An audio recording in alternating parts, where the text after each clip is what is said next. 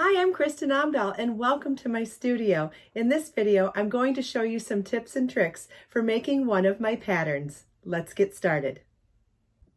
This is the Jocasta Easy Crochet Plant Hanger. This is a quick and easy project that makes a fantastic gift too.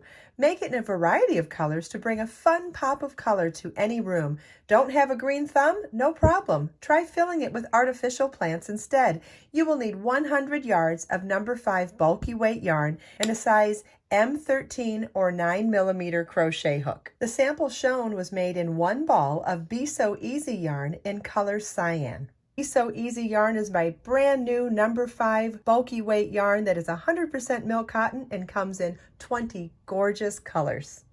The pattern includes written instructions as well as a chart. We're going to start with the base and then work our way up to the walls. The base begins with tying your yarn to your crochet hook. You may use a slip knot, a square knot, whatever you prefer. And then we're going to chain 6.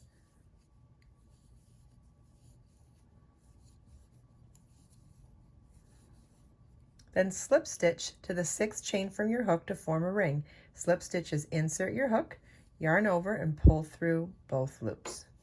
This is our chain 6 ring. Round 1 starts with a chain 5, which counts as a double crochet chain 2.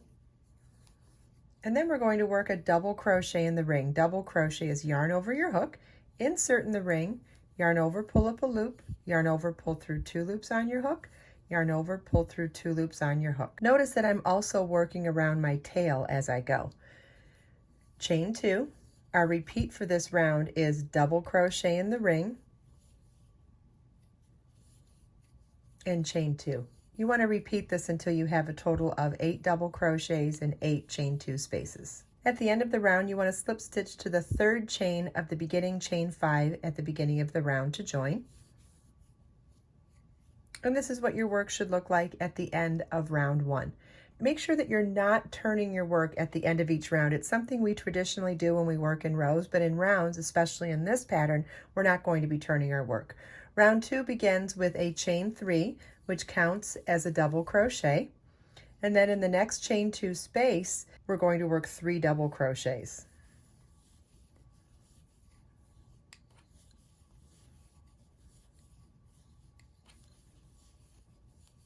Our repeat for this round is 1 double crochet in the next double crochet and 3 double crochets in the next chain 2 space. And you want to repeat that all the way around. At the end of the round, you want to slip stitch to the top of the chain 3 at the beginning of the round to join. And this is what your work should look like at the end of round 2. Round 3 begins with the chain 3 that counts as a double crochet.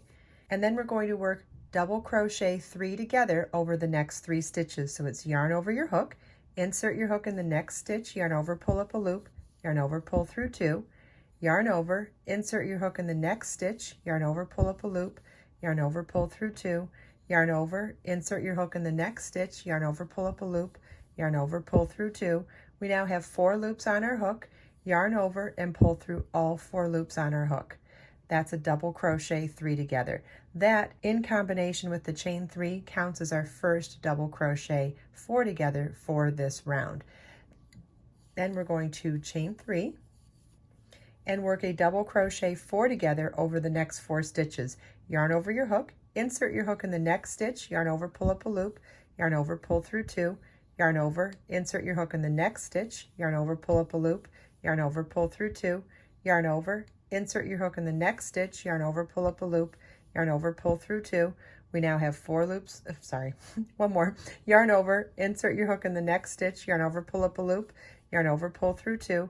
We now have 5 loops on our hook, yarn over, pull through all 5 loops on our hook, and that's a double crochet 4 together. Our repeat for this round is chain 3 and double crochet 4 together over the next 4 stitches. You want to repeat that all the way around. At the end of the round, you want to chain 1 and half double crochet to the top of the first double crochet 3 together at the beginning of the round to join. Let me show you how to do a half double crochet. It's yarn over your hook, insert your hook in the specified stitch, yarn over, pull up a loop, yarn over, pull through all 3 loops on your hook. That chain 1 half double crochet counts as our last chain 3 space for the round, but it also positions us to be in the top center of the chain 3 space instead of at the end if we'd have slip stitched to the first stitch. So at the end of this round you should have 8 chain 3 spaces, and this is what your work should look like. Notice that the walls are starting to pull up a little bit, and that's fine because we are making a 3-dimensional cover to go over a vase.